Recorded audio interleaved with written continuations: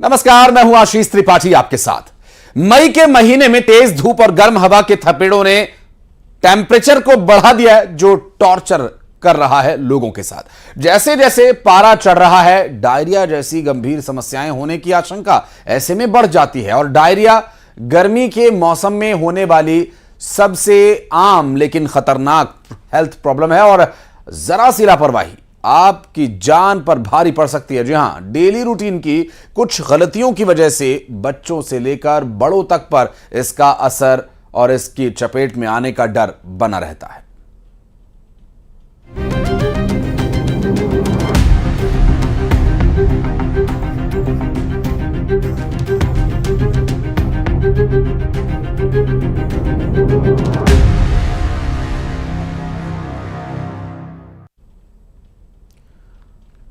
और आपको बताएं, डायरिया एक ऐसी समस्या जिससे कि अमूमन लोग जब भी दो चार होते हैं, पूरी बॉडी एग्जॉस्ट हो जाती है और एक वक्त ऐसा आता है जब ऐसा भी लगता है कि प्राण कभी भी निकल सकते हैं। तो ऐसी परेशानी बने उससे पहले ही एहतियाती कदम आपको उठाने होंगे। और इन दिनों में जो ये समस्या है वो अमूमन बॉडी में पाचन तंत्र से जुड़ी गड़बड़ियों की वजह से हो सकती है और गंदा पानी इसका सबसे प्रमुख कारण रहता है। हालांकि इस पर एक्सपर्ट से भी बात करेंगे, हम आपको डिटेल्स आप तक पहुंचाएंगे। हमारे साथ कुछ खास मेहमानों का पैनल मौजूद है, उनसे बात करेंगे अब से कुछ ही देर में। लेकिन अभी की जो स्थिति है वो क्या रह सकती है और गर्मी के इस मौसम में कैसे डायरिया से बचना है और सबसे ज्यादा प्रभाव इसका किन लोगों पर होता है, ये भी जानने का प्रयास करेंगे।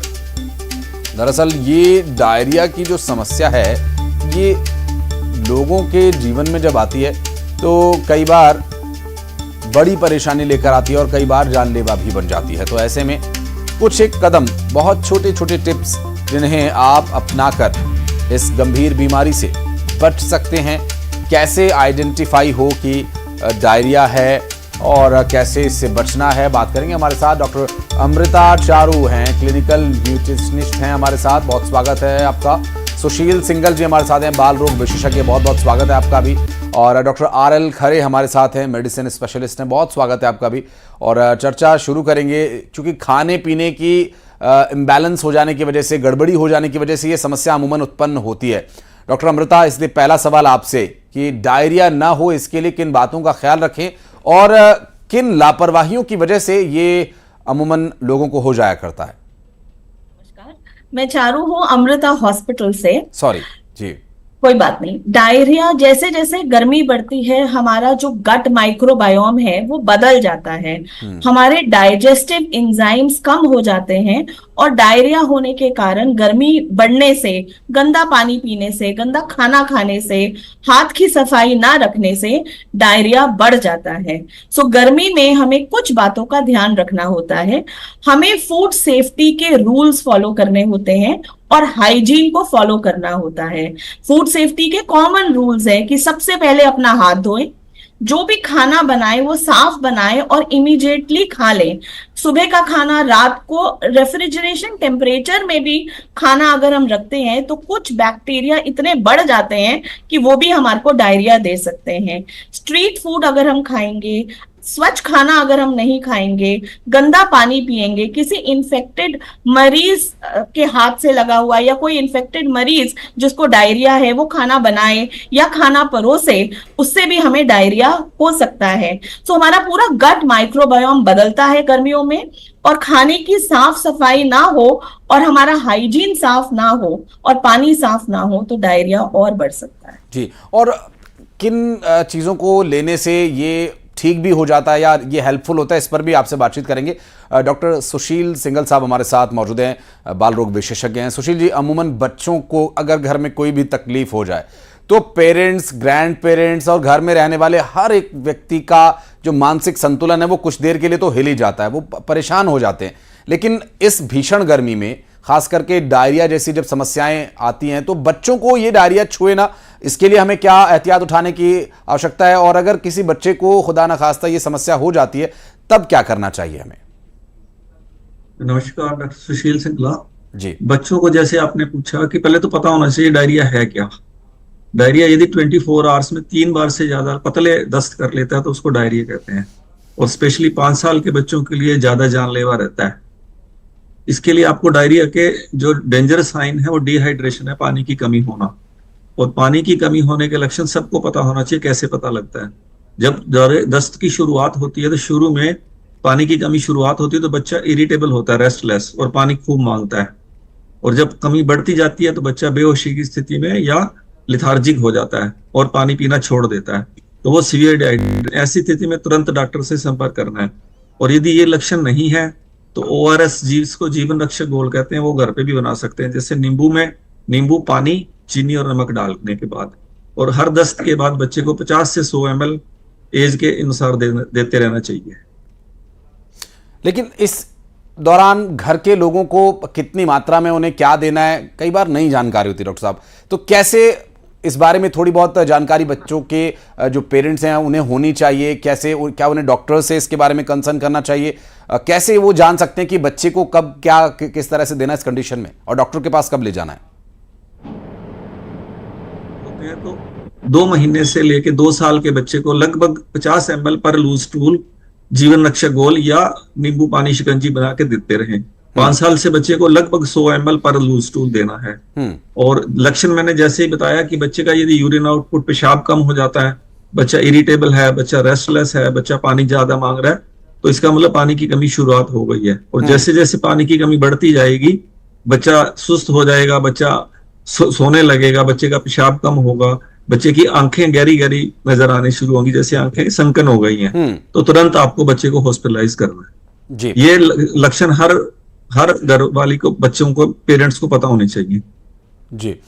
बिल्कुल, और ये मुझे लगता है बहुत इंपॉर्टेंट और लोगों के लिए बहुत ही ध्यान देने योग्य बात होगी। डॉक्टर RL खरे साहब हमारे साथ मौजूद हैं, मेडिसिन स्पेशलिस्ट हैं। खरे साहब, एक बहुत ही महत्वपूर्ण बात ये कि जिस तरह की अभी ये डायरिया की समस्या है, यूँ तो ये आम हो जाता है इस गर्मी के मौसम में, और डिहाइड्रेशन होने पर या गंदा पानी किसी तरह से इनहेल कर लिया तो, लेकिन ये जानलेवा भी हो सकता है, और ये अगर हो गया है तो इससे बचने के लिए किन मेडिसिन का यूज़ करना है? कुछ घर में भी इसके उपचार के तरीके होते हैं। अमूमन हम लोगों की रसोई में जो औषधियाँ, जिसमें हल्दी, मेथी और इस तरह की औषधियाँ होती हैं, उनमें से कुछ यूज़ कर सकते हैं क्या? नींबू पानी, या किस तरह की चीज़ें हमें लेनी चाहिए ऐसी स्थिति में?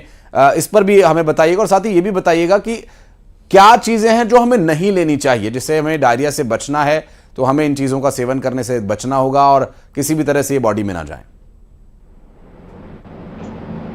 मेरे से क्वेश्चन जी, खरे साहब आपसे। जैसे कि हमारे दोनों विशेषज्ञ ने पहले कहा कि डायरिया जैसे सबसे इम्पोर्टेंट चीज है कि आपको ये समझना पड़ेगा कि जो भी मरीज जिसे ये बीमारी है उसको किस लेवल का या किस प्रकार का पानी की कमी है, जिसे हम डिहाइड्रेशन बोलते हैं। तो अगर वो पानी की कमी ऐसी है कि जो उस स्तर की है, जैसे अगर बच्चे में या किसी में है कि अगर वो अपनी दिनचर्या निभा रहा है, अगर वो अपना काम कर पा रहा है लेकिन उसमें हल्की सुस्ती है, तो और जिसे हम माइल्ड डिहाइड्रेशन अपनी भाषा में बोल सकते हैं, जो कि साधारण आपकी दवाइयां, चाहे वो ORS का घोल हो, चाहे या जैसा आपने पूछा कि जो हमारे किचन में चीजें हैं, तो सबसे ज्यादा जो उपयोगी है वो है चीजें, या तो आप सिंपल नमक और शक्कर का घोल बना सकते हैं संतुलित मात्रा में, या आप सिंपल नींबू शिकंजी बना के पिला सकते हैं अगर ये माइल्ड लेवल का डिहाइड्रेशन है। लेकिन अगर कोई भी, या तो बच्चा या बुजुर्ग जो हमारे पास जो आते हैं पेशेंट, जो BP, शुगर या कुछ और गंभीर बीमारियों से ग्रसित है, अगर उनको डायरिया हो जाता है, तो वैसे पेशेंट जिनकी स्थिति अगर ऐसा लग रहा है कि वो बहुत ज्यादा सुस्त है, वो जैसे कि मैंने कि अगर उनमें अगले पिछले 6 घंटे में अगर पेशाब की मात्रा लगातार कम होते जा रही है, और आपकी जो पतले दस्त है या दस्त है वो नहीं रुक पा रहे हैं, और पेशेंट को साथ में कुछ और लक्षण है, जैसे अगर साथ में उल्टी है, तो मतलब पेशेंट, अगर आपका मरीज साथ में ये सारी चीजें नहीं ले पा रहा, तब हमें उसे दूसरी दवाओं की आवश्यकता पड़ती है। नहीं तो जनरली डायरिया जो होता है 2 से 3 दिन में खुद से ठीक हो जाता है। तो सबसे ज्यादा जो घर में हमारे पास कुछ चीजें हैं जो सबसे ज्यादा है कि या तो हम खुद से ORS बोल बना सकते अगर माइल्ड लेवल का डिहाइड्रेशन है, या उससे ज्यादा है तो फिर हमें डेफिनेटली जो हमारे चिकित्सक है उनकी सलाह लेनी चाहिए कि इसके आगे हमें या तो मरीज को IV जो दवाइयां हम देते हैं, इन्फ्यूजन देते हैं, जो सलाइन चढ़ाते हैं, या कुछ और दवाइयां हैं वो जरूरी है। लेकिन गर्मी में डायरिया जनरली सेल्फ लिमिटिंग नहीं होता as compare to winter diarrhoea. Winter diarrhoea mostly viral origin होता है जो कि सेल्फ लिमिटिंग होता है। जो गर्मी का डायरिया होता है वो यूजुअली बैक्टीरियल इन ओरिजिन होता है, सो वो यूजुअली सेल्फ लिमिटिंग नहीं होता है। सो इन उस कंडीशन में हमें बुखार या डिहाइड्रेशन के अलावा एंटीबायोटिक्स का प्रयोग आवश्यक हो जाता है। बिल्कुल, और एक न्यूट्रिनिस्ट से ज्यादा अच्छा इसे कौन बता सकता है। चारू जी, जब इस तरह की कोई कंडीशन आती है अमूमन गर्मी में, आप मोशन आपका ठीक नहीं है, आप गड़बड़ महसूस कर रहे हैं, 1 बार 2 बार 3 बार अगर आपको वॉशरूम जाना पड़ रहा है, उसके बाद बॉडी एग्जॉस्ट हो जाती है, और अमूमन कई बार ऐसी कंडीशन में पेशेंट घर पर ही कुछ ले करके आराम करने की कोशिश करते हैं क्योंकि बॉडी उतना अच्छे से रिस्पॉन्ड नहीं करती, एक उत्साह की कमी भी महसूस होती है। ऐसे में क्या वो चीज़ें हैं, क्या वो तत्व या सत्व हैं जिन्हें हम लें तो हम थोड़ा सा एनर्जेटिक फील करेंगे और कम से कम डॉक्टर के पास जाने तक की कंडीशन हम गेन कर पाएं?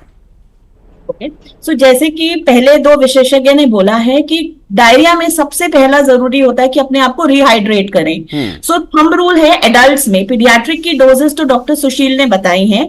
एडल्ट में हम ये कहते हैं कि जितनी बारी आपका लूज मोशन हुआ है और जितनी मात्रा में आपको लूज मोशन हुआ है उतनी मात्रा में आप पानी पीजिए और उतनी बार पानी पीजिए। पानी के अलावा आप नारियल पानी, आप ORS का घोल, आप नींबू पानी यानी कि शिकंजी पी सकते हैं, आप थोड़ा सूप्स पी सकते हैं, आप कांजी बनती है हमारे देश में अलग अलग सीजन में, सर्दियों के लिए, गर्मियों के लिए, इन सब चीजों से आप अपने आप को रिहाइड्रेट कर सकते हैं। साथ ही में आपको ये ध्यान रखना है कि आपको खाते पीते रहना है और लो फाइबर डाइट जनरली बोली जाती है कि डायरिया में खाएं।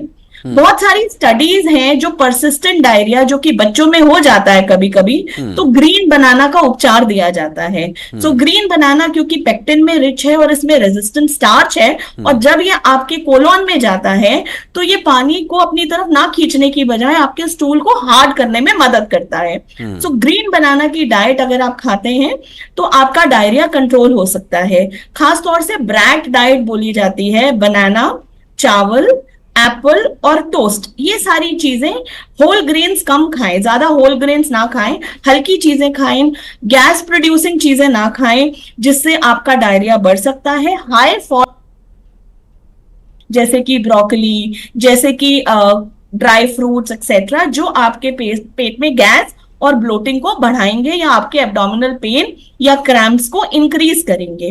तो हल्का खाना खाएं, नॉन स्पाइसी खाना खाएं। अगर आपको नौजिया है, क्योंकि डायरिया के साथ नौजिया भी हो जाता है वॉमिटिंग से पहले, तो अदरक का अगर आप सेवन करते हैं और सिनेमन थोड़ी सी दालचीनी के साथ, तो वो भी आपके नौजिया के इम्पैक्ट को कम कर सकता है। जी, और किसी को अगर इस तरह की समस्या है तो वो ये टिप्स को यूज़ करके या डॉक्टर से कंसर्न करके इससे निजात पा सकता है। और अमूमन गर्मियों में और इस तरह के सीज़न में कभी कभार इस तरह की दिक्कत हो जाया करती है। सुशील जी, एक बात और आपसे ये समझना चाहेंगे कि डायरिया का ज़्यादा खतरा गर्मी में किन लोगों को रहता है? अमूमन छोटे बच्चों में, वयस्कों में या बुजुर्गों में, किन में ज़्यादा खतरा रहता है? किन्हें जल्दी डायरिया प्रभावित कर सकता है? देखिए, होता तो सभी के अंदर है, बच्चों के अंदर रिस्क ज्यादा है। बच्चों का जो इंट्राफ्लूइड वॉल्यूम है वो ज्यादा होता है एज कम्पेयर टू अडल्ट्स, और जैसे ही उसमें लॉस होता है तो वो सडनली डिहाइड्रेशन में चले जाते हैं।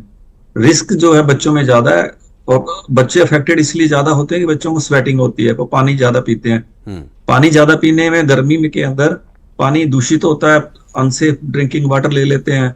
दूसरा, जो ऑप्टिमम टेम्परेचर है बैक्टीरिया वायरस को ग्रो करने का, वो समर मौसम में ज्यादा होता है, और जो ह्यूमन बॉडी को डेंजरस बैक्टीरिया रहते हैं वो 37 डिग्री पे ज्यादा ग्रो करते हैं, और इन दिनों में टेम्परेचर वो एटमोसफियर वाला टच करता है। तो बच्चों के अंदर रिस्क ज्यादा होता है डायरिया होने के बाद डिहाइड्रेशन में जाने का, और डिहाइड्रेशन में जाने के बाद बच्चे सीरियस भी जल्दी हो जाते हैं। इसलिए खास करके बच्चों को जैसे ही दस्त होते हैं, बच्चा इरिटेबल या थ्रस्टी पानी की तरफ दौड़ता है, तो आपको अलर्ट हो जाना चाहिए। और पेरेंट्स को इस बारे में बहुत ध्यान रखने की ज़रूरत है, क्योंकि बच्चे बहुत ज़्यादा कई बार वो अपनी परेशानी को खुल के बता भी नहीं सकते, तो इसलिए भी हमें थोड़ा सा अलर्ट, थोड़ा सा और सेंसिबल और केयरफुल होकर के उनकी तरफ इस बारे में ध्यान रखना है। अगर वो लूज मोशन की कुछ ऐसी शिकायत उन्हें है या इरिटेट हो रहे हैं कुछ, तो ज़रूर डॉक्टर से कंसर्न करें। और खरे साहब भी हमारे साथ मौजूद हैं। खरे साहब, एक बात जो बहुत ही महत्वपूर्ण है कि हम लोगों को हमेशा ध्यान में रखनी भी चाहिए कि अपने हेल्थ का तो हम ध्यान रखते हैं, अपनों की हेल्थ का भी ध्यान रखते हैं, लेकिन गर्मी में गर्मी से बचने के लिए कई बार हम ऐसी चीज़ों का सेवन कर लेते हैं, कुछ ऐसी ड्रिंक्स आती हैं, कुछ ऐसे स्क्वॉश आते हैं। क्या ज़्यादा खतरनाक है? क्योंकि जनरली लोगों को नहीं पता होता कि वो क्या कंज्यूम कर रहे हैं। इस बारे में एक स्पेशलिस्ट की अगर राय लें तो क्या हमें अपना रूटीन, एक प्रॉपर रूटीन होना चाहिए, उसी को फॉलो करना चाहिए, या गर्मी के हिसाब से हमें अपने आप को ढालने की आवश्यकता होती है? जरूर, क्योंकि गर्मी में सबसे जरूरी जो चीज होती है वो होता है पानी। और जैसा सर ने भी बोला कि पानी अगर आप शुद्ध नहीं ले रहे हैं या स्वच्छ पानी नहीं पी रहे हैं तो वो सबसे बड़ा सोर्स है, क्योंकि डायरिया और इससे संबंधित जितनी गर्मी की बीमारियां सारी मोस्टली वाटर बॉर्न होती है, मतलब गंदे पानी से, दूषित पानी से होती है। तो सबसे अच्छा उपाय है कि अगर गर्मी में आप घर से बाहर निकल रहे हैं तो पहले तो बचाने के लिए पानी पी के निकले, अपने लिए पानी घर से लेके निकले। जो बाहर, जैसे हमारे न्यूट्रिशनिस्ट ने बताया कि जो स्ट्रीट फूड्स हैं, सबसे ज्यादा हमारे पास जो पेशेंट्स आते हैं वो स्ट्रीट, जैसे चाहे वो बर्फ गोला है, चाहे वो बाहर का जूस है, चाहे वो गन्ना रस है, क्योंकि ये सारे जो मतलब इन जूस से हमें समस्या नहीं है, लेकिन जिस परिस्थिति में उन्हें बनाया जाता है वो परिस्थितियां गंदी होती है, चाहे वो गन्ने धोने को हो, चाहे वो गिलास धोने को, जो साफ सफाई नहीं बरती जाती है जगह पर, उससे जो इन्फेक्शन आता है। तो डायरिया के अलावा कुछ जो जॉन्डिस है, जब ये आपने एक रिपोर्ट पढ़ी होगी कि केरला में हेपेटाइटिस ए से 15 मौतें हो गई, ठीक है। सो दैट इज एक सेकेंड वो वार्निंग साइन होता है कि जॉन्डिस भी बहुत कॉमन होता है डायरिया के अलावा। तो जो भी वाटर बॉर्न डिसीजेज हैं वो गंदे पानी से होती हैं। तो अपना पानी आप लेके चले, क्योंकि प्यास तो आपको लगेगी अगर आपका काम है, आप अगर निकल रहे हैं घर से बाहर तो। और अगर नहीं भी पी पा रहे हैं तो आप ऐसी जगह से, चाहे कोई जूस हो, चाहे वो पानी हो, चाहे वो बर्फ गोला हो, वो चीज, वो ऐसा पानी पीने से बचे। ये सबसे ज्यादा जरूरी है, क्योंकि ये सब वाटर बॉर्न डिसीजेज है।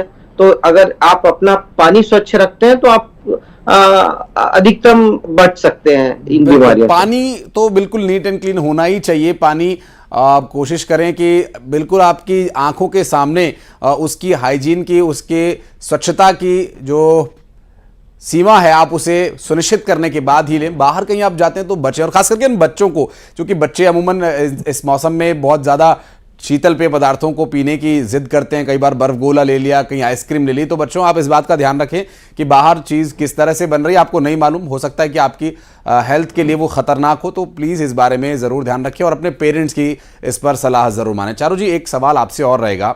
जैसा कि अभी खरे साहब ने जिक्र किया, मुझे ध्यान आता है, मैं ये एक अपना निजी जो मेरा अनुभव है उसमें मैं इसे सवाल के तौर पर प्रस्तुत कर रहा हूँ। आप बताइएगा क्या ये सही है, क्या ये गलत है। अमूमन जब हम गन्ना चूसते हैं या उसको चबाकर हम, तो अमूमन उतना जूस हम इनहेल नहीं करते, बॉडी में हम उसे इनटेक नहीं करते। जब हम गन्ने का जूस पीते हैं तो हम आधा लीटर, और कई बार बहुत प्यास लगी है तो पौने लीटर, लगभग लीटर तक भी लोग पी जाते हैं। तो क्या ये बॉडी के लिए अच्छा है? क्योंकि जब हम फ्रूट को लेते हैं तो पल्प के साथ वो बॉडी में जाता है और वो बॉडी का जो नॉर्मल शुगर लेवल है वो मेंटेन रहता है। और जब हम जूस इनटेक करते हैं तो हम कंपैरेटिवली ज्यादा शुगर ले लेते हैं। क्या ये भी खतरनाक होता है? अगर आप एक फल खा रहे हैं, फॉर एग्जाम्पल आपने एक संतरा खाया, तो संतरा में रेशा होता है, और जब आपने संतरा कंज्यूम किया तो एक सटाइटी लेवल आपकी आ जाती है because of the fibre, and you are relaxed. But वही संतरे का अगर आपने जूस बनाया तो एक ग्लास जूस में कम से कम 7 या 8 आप संतरे डालेंगे। तो इसका मतलब यह है कि 7 या 8 कार्बोहाइड्रेट, क्योंकि फ्रूट्स जो है कार्बोहाइड्रेट रिच होते हैं और उसमें फ्रक्टोज होती है, और शुगर में ये गन्ने के रस में तो सुक्रोज है बेसिकली। सो जब आप इतना ज्यादा कार्बोहाइड्रेट का लोड लेते हैं तो वो अच्छा नहीं होता, और हमारी हिंदुस्तानी डाइट ऑलरेडी कार्बोहाइड्रेट रिच है। तो जूस एज अ डाइटिशियन हम जनरली हेल्दी पॉपुलेशन को भी प्रिस्क्राइब नहीं करते हैं। अब अगर हम डायरिया से लिंक करें तो डायरिया में एक्स्ट्रा शुगर वाली चीजें, तो जब हम लिक्विड्स लेने को बोलते हैं पेशेंट्स को तो हम खास तौर से मना करते हैं कि जो पैकेट जूसेस आते हैं जिसमें एडेड शुगर है वो ना लें, क्योंकि उससे आपकी ऑस्मोलैरिटी चेंज हो जाती है और आपका डायरिया बढ़ जाता है। ऐसे ही गन्ने का juice is not the right kind of a drink अगर आपको फ्लूइड ज्यादा लेने को बोले हैं, क्योंकि it is sugar loaded only. So अगर आपने जूस लेना है तो ताजा जूस, अपने घर का बनाया हुआ साफ सफाई वाला जूस डायरिया में फिर भी ले सकते हैं अगर बच्चे हैं तो। एडल्ट्स के लिए मैंने और लिक्विड्स आप लोगों को बताए हैं। और generally juices are not very healthy to have because of the carbohydrate content. It is better to promote fruits, because fruits का जो फाइबर जाएगा और जो हमारे गट माइक्रोबायोम को एनहांस करेगा वो बहुत अच्छा है। चारू जी, कम शब्दों में कहें तो नेचुरल फॉर्म में जो है प्रकृति ने हमें जैसा दिया है हमें उसे वैसा ही इंटेक करना है, अगर वो हमें पसंद है या अगर हमारे लिए वो सूटेबल है तो। बहुत बहुत शुक्रिया चारू जी आपका समय निकालने के लिए। सुशील जी बहुत बहुत धन्यवाद। खरे साहब बहुत बहुत शुक्रिया आपका समय निकालने के लिए, हमारे साथ जुड़ने के लिए। और बढ़ते हैं आगे, अब फटाफट अंदाज में 20 बड़ी खबरें आपको दिखाते हैं।